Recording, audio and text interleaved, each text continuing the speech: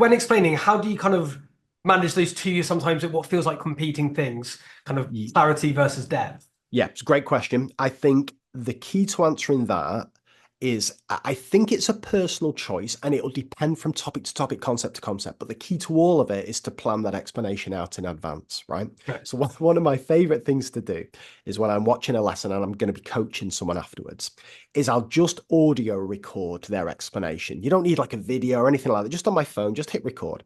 Yeah. And when we're in the coaching conversation afterwards, I'll say something like, how long do you think your explanation for adding decimals took?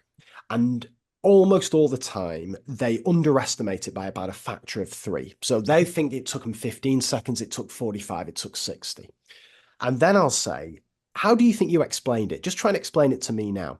And again, almost all the time, the explanation they give to me there is a million times clearer and more concise than the one that when we play the recording. I've had teachers like with their heads in their hand when you play the recording back, they can't believe the nonsense that's coming out of their mouth.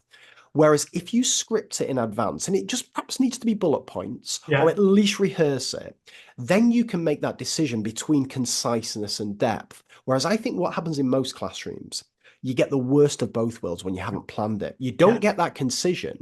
So your explanation to take in a lot longer, but you're also not getting the depth because what's taking longer is kind of stumbles, going off on little tangents and so on. So I think if you sit down and think about a concept and think, I want to convey this in the most concise way while still getting the depth that you're Yeah. alluding to, what's that going to look like? The only way to do that is if you plan it out in advance.